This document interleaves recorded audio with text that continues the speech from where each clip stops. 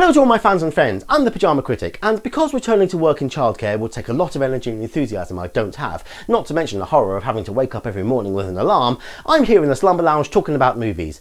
The first two Toy Story movies introduced many imaginative ideas and created a few questions. How and why do toys keep their sentience from the outside world? At what point in the creation process do they become self-aware?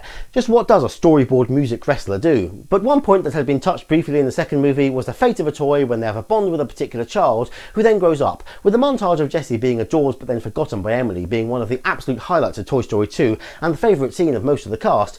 It seemed inevitable that if a third film were created, Andy growing up and leaving would be the main focus. With that in mind, Disney, thanks to decades of experience creating content for children, split from Pixar, putting a legal claim to all the characters in Toy Story, and handed the project to another one of their production houses, who created a script about Buzz getting recalled and sent to a factory in Taiwan, where the other toys fear he will be dismantled so go after him. Luckily, Disney were able to reconnect with our old friends in Pixar by buying them, getting the right people back in charge of the project, meaning we all got the Toy Story we wanted and deserved. So let's take far too close a look at Toy Story 3.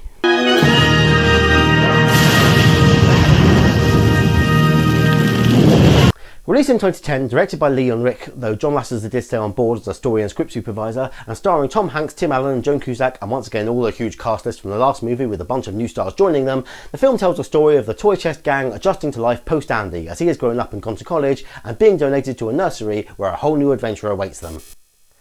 We open, as is the custom by this point, in a world of imagination, though this time we see the scene play out as it appears in Andy's mind. Andy has kept on some of his favourite aspects of his game, such as Mr. Potato Head as the villain One-Eyed Bart, now joined by Mrs. Potato Head as One-Eyed Betty. Woody, Jessie and Buzz all work together now, and some of Molly's toys are involved in the action as well. Watching this movie right after Toy Story 2, I can really appreciate the advancements in this animation style in the 10 years between movies. The smooth and lifelike movements, the amazing attention to detail, this really hammers home why motion capture never really took off in blockbuster movies. It was rendered superfluous by everything 3D anime had to offer. We also find out Andy is surely destined to be a creative developer of some sort, as he has already mastered the art of callbacks and Easter eggs in his stories. I brought my attack dog with a built-in force field. I brought my dinosaur who eats force field dogs.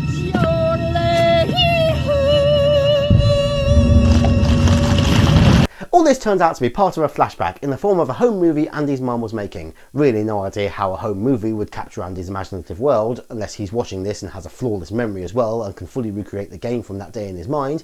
This introduces a home movie montage of Andy and all the fun he had with his toys in his formative years. In contrast to the sequence of Emily and Jessie from the last movie, we don't see Andy grow up and abandon his toys, which is just as well, as we wouldn't want to be too repetitive in that regard. Rather, we jump forward a few years to where the toys are assembled in the toy chest, where they have hatched a plan to get Andy to notice them by hiding his phone in the toy chest, which they have transported by means of one of his socks. We find out shortly that Andy is 17 now. Those toys should really consider how he might have been using that sock.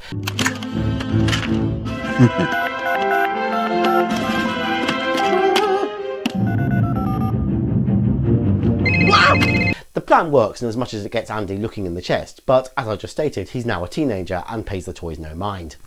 With Andy out of the room, the rest of the toys hold a meeting where we see most of Andy's toy collection are gone and just the core squad remain.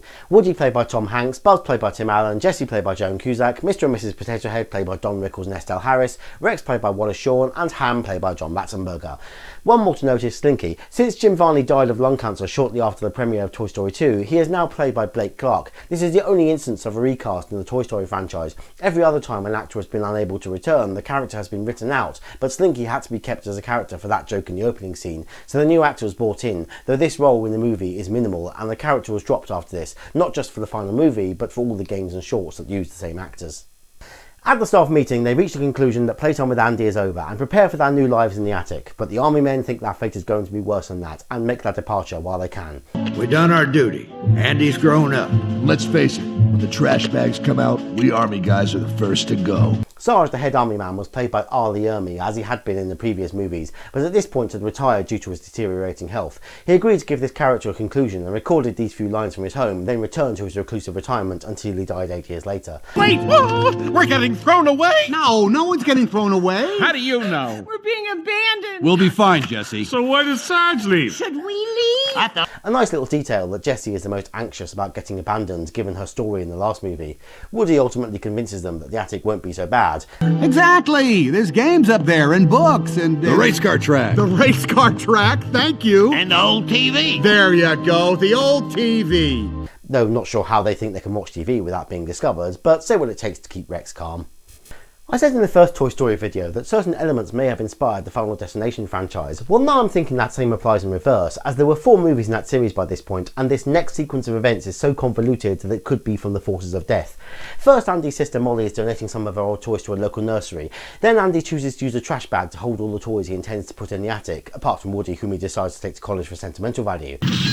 How long will it last, Woody? Do you really think Andy is going to take you to college?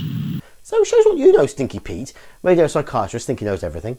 Then Andy leaves the bag on the landing while helping Molly carry a box. I like that they show one moment of the siblings being friends, despite that teasing and sniping earlier.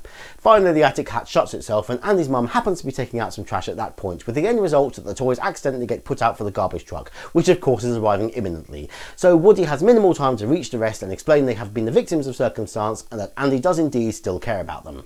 We get a brief cameo from Sid, now a garbage man, and it's not just the shirt that gives that away. Eric Von Detten returned to do this, what would turn out to be his last role before he left acting behind and pursued a career as a broker in precious metals. Now, I've said this before, I'd like to know more about Sid's story between these movies. I gather that we're supposed to see Sid as growing up a loser because he became a garbage man rather than going to college like Andy, but firstly, screw you Pixar writers. Some friends of mine and my grandfather worked in refuse and recycling and they enjoyed it. As far as high school graduate work goes, it's a good job, practically guaranteed for life, with prospects for those who show promise, plus the unappealing nature of the work keeps the wages high. Second, just look how happy Sid is doing this job. He's literally singing and dancing. Whatever may have happened in the 9 years since this traumatic incident, he seems to have made peace with himself and is now chilling daily. Woody catches up with the rest, but with our usual fickle nature, the other toys refuse to accept Woody's explanation and are convinced Andy tried to throw them away. Putting you in the attic! Attic? So how do we end up on the curb? That was a mistake! Andy's mom thought you were trash! Yeah, after he put us in a trash bag. And called us junk! So, seeing no other option, they decide to join the donations to the nursery, along with Barbie, once again played by Jodie Benson. Her hysterical tantrum and emotional outbursts don't really help matters, but it is consistent with the character created by Mattel many years ago. Anyway, she does get some character growth later on. I just wanted to drop these old toys off. Is this Bonnie? Look how big you are! Say hi, sweetie.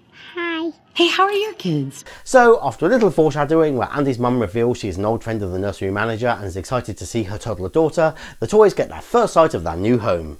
As well as the pleasant child-centred atmosphere promising lots of playtime, the other toys extend a warm welcome too, led by Lotso, played by Ned Beatty. Whoever donated the Happy Meal toys must be regretting it by now. In good condition, they are highly valuable collector's items. When the kids get old, new ones come in. When they get old, new ones replace them. You'll never be outgrown or neglected. So, as Lotso explains, this is practically Elysium for toys, but of course Woody learned in the last movie that sunshine and a warm welcome can be a very deceptive image. However, he's the only one to be unconvinced by this new opportunity in front of them, as this nursery has something to offer all the others, most notably Barbie, as she is introduced to Ken, played by Michael Keaton. I believe you can get me through the night. Hi, I'm Ken. Barbie. Yeah, don't get too excited, he likely sees you as his new shopping companion. You got a lot to look forward to, folks. The little ones love new toys. What a nice bear. And he smells like strawberries. This scene was really made for parents. While the children in the audience are just wowed seeing a nursery from toys perspective, older viewers can notice the community cult vibes in this introduction. The lengths to which Ken and Lotso are going to sell the place, the too good to be true nature of it all, the scary silent bodyguard figure. If the parents in the audience notice this, the toys certainly don't, as even Woody is being wowed by this place and the prospects of constant playtime, so much that they quite fail to notice they have been walked into a different area of the nursery that they haven't seen in action and been told this is their new home, apart from Barbie, whom Ken has decided to grant special favour.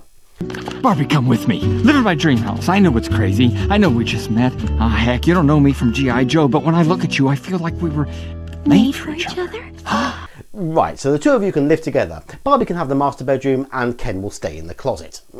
Although he may be by the nursery, Woody still has a sense of obligation to Andy and feels the others should have as well, leading to this surprisingly dramatic and effective confrontation. Now I'm going home. Anyone who wants to join me is welcome. Come on, Buzz. Look under your boot, Buzz. You too, Jessie. Whose name is written there? Woody is being his usual stubborn self here and is failing to see the big picture. Honestly, just him going back to Andy is probably the best outcome all around, because he will always have a place, likely sit on Andy's shelf all through college and even follow him to his adult home, while the others would very likely stay up in the attic and ultimately be forgotten until Andy's mum comes to sell the house, when she'd find them and most likely throw them out or donate them anyway. Woody makes his escape in a scene clearly made with a tie-in game in mind, only to be found by the girl from earlier, Bonnie. Meanwhile, Buzz and the others are finding out the catch with their new living arrangements. They are in the toddler room and the younger children have a somewhat wilder style of play.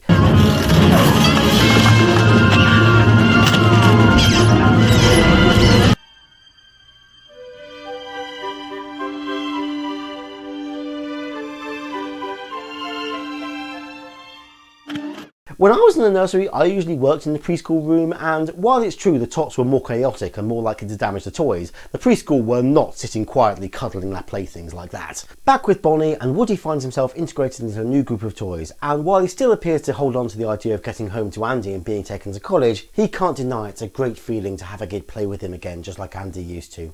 Of course, that's not the experience our friends in the nursery have had, because Toddlers, they don't know how to play with us. They're too young. Yeah, they're sticky. Well, we should be in the butterfly room. With the big kid. That's right. Yeah, you said it. We'll get this straightened out. so they have worked out these are the wrong kids to be with, but are still naive enough to believe this was all a big mistake and they can just get this sorted if they go and talk to Lotso, with just one problem. It's locked! Same here. Try the windows. Negatory. It's a Fenster Schneckler 380. Finest child-proof lock in the world. We're trapped! Wait! Really should have mentioned this earlier in this series, but Ham makes this sort of observation in all the movies in reference to his character from Cheers. Cliff Clavin fancied himself as an expert on just about everything and would often be offering up mini science lectures to the bar staff and other barflies who would just smile and nod their way through, sure that he was pulling it all out of the air anyway.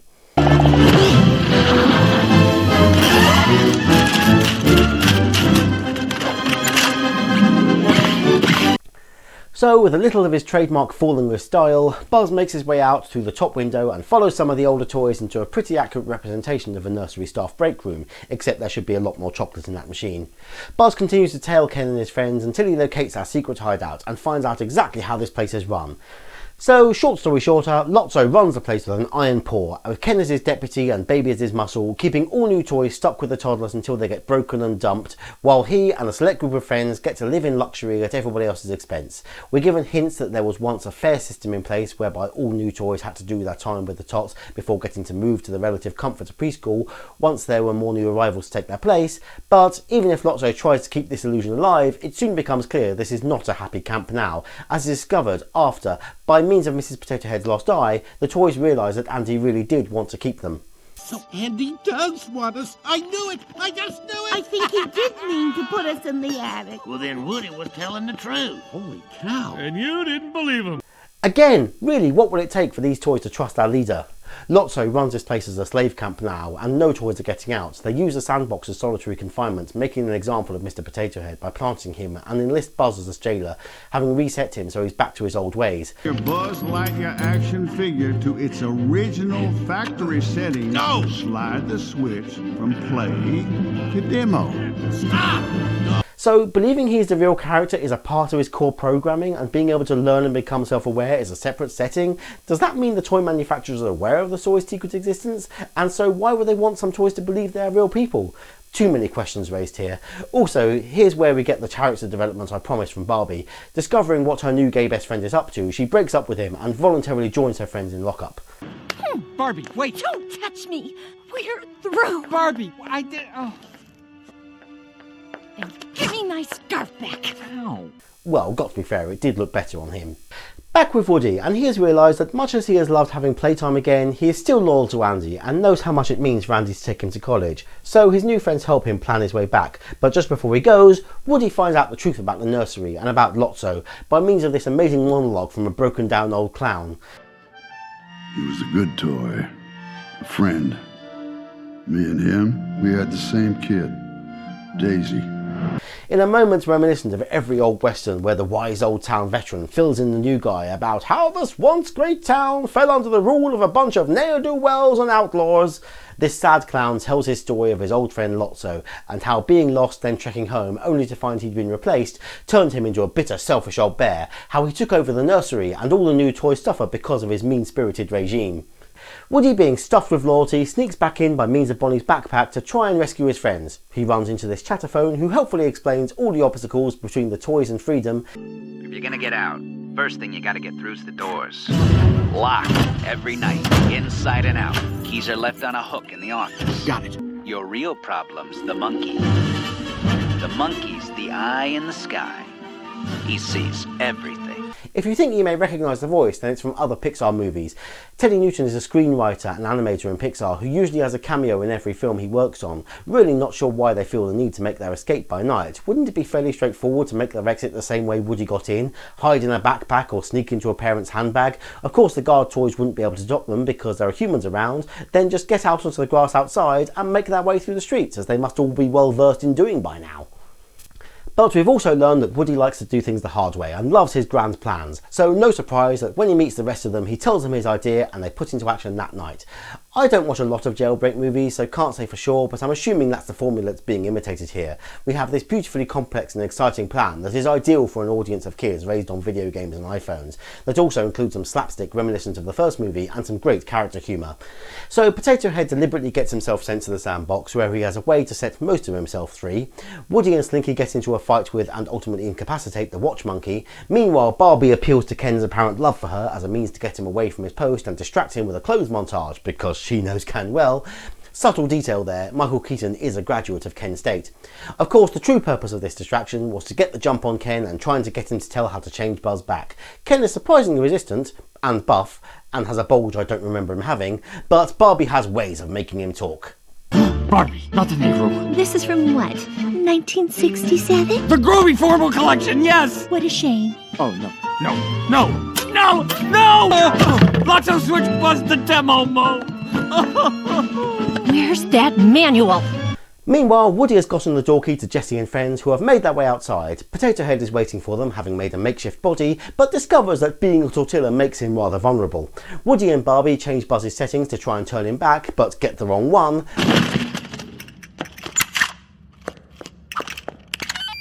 Bitácora espacial. Me he despertado del hipersueño en un planeta extraño. ¿Han visto mi nave espacial? We gotta switch him back. Well, how do we do that? I don't know. That part's in Spanish. And they all meet up outside, mostly intact, except our new group now includes El Buzzwado Litiera and Mr. Courgette Face. You would not believe what I've been through tonight. Darling, are you okay? I feel fresh, healthy. It's terrible. He should be grateful for the experience to learn how his ancestors felt. The original Mr. Potato Head toy was just the face and body parts on metal pins, with the instructions to fit them onto a real potato or any vegetable. When Hasbro grew a little conscious of the health and safety hazards both of playing with sharp metal pins and watching vegetables, they recalled the toy and reintroduced it in 1964 with the plastic potato and slotting sticks with no points. A little extra suspense padding and an impromptu dance serenade. This is just utterly ridiculous, from the absurd notion that changing Buzz's language would suddenly make him a Latin dancer, to the melodramatic nature of the dance routine and how out of left field it all is. But it works, no complaints here. Of course, no escape goes cleanly, and the final hurdle is blocked by Lotso and Baby, where we get this dramatic but still comical confrontation. Now we need toys in our caterpillar room, and you need to avoid that truck. And I'd rather rot in this dumpster than join any family of yours. Jessie's right! Authority should derive from the consent of the governed, not from the threat of force. Hey, just because she's attractive and knows her fashion doesn't mean she can't have a little political wisdom. She lost you. She replaced us. She replaced you. And if you couldn't have her, then no one could. You lied to Big Baby, and you've been lying ever since. Mama. What? You want your mommy back? She never loved you. Don't be such a baby. It all blows up when Lotso makes the classical tyrant mistake of taunting the guy who has the real power, but ultimately gets to drag Woody in with him, so of course the others try and save him and end up in the same predicament, apart from Barbie, who is saved by Ken. My hero, what can I do for you? Braid my hair? As the others tumble into the truck for an action-packed finale, we topple into the spoiler section of this review. If you haven't seen this movie and don't want to know how it ends, then skip to this timecode for my final thoughts and ratings. If you're still here, then back to the truck. Doing their best to avoid getting buried in the avalanche of refuse sacks that took a small sub-team of animators a year to perfect as they wanted to capture the particular way trash bags shine and crinkle, Buzz finds himself under the TV from Sid's house in the first movie, and it seems toy settings work like amnesia and a sharp blow to the head sets everything right. That wasn't me, was it? Oh, Buzz, you're back! You're back! You're back! You're back! Yes, I'm back. Where have I been? They are then dropped off at the landfill. They thought they had got into Elysium, now they're in the fields of punishment. Why are there so many cans and cardboard packages here? It takes a second to drop it in the recycling box instead of throwing it out with the trash. I would say that reflects on the people of this town, but I have a feeling if I went to the landfill site in my own city, I would find just as many recyclable objects littered around. People are awful. Still, this tip is making some recycling efforts, separating metal objects from general trash that allows our heroes to escape this waste grinder, including Woody and Buzz doing the noble superhero thing and saving their enemy from a terrible fate.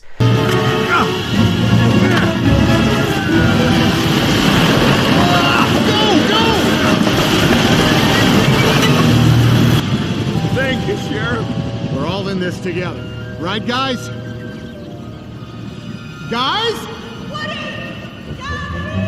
Like the best villains that have just been saved, Lotso immediately turns on them and allows them to be sent to the incinerator. I'm not the only one to liken this landfill to toy hell. Other film critics have made the comparison and it really comes through here. This scene had child test audiences trembling. It really is edge of the seat excitement for those who have come to care for these characters over 3 movies. And this dramatic moment where the toys all join hands and appear to accept our fate is testament to how Pixar respects its child audience, trusting that they will find just as much meaning in this emotional scene as any adult. It is only natural that in toy hell they should be saved by toy gods, and the closest thing to a deity we have seen any toys worshipping is of course...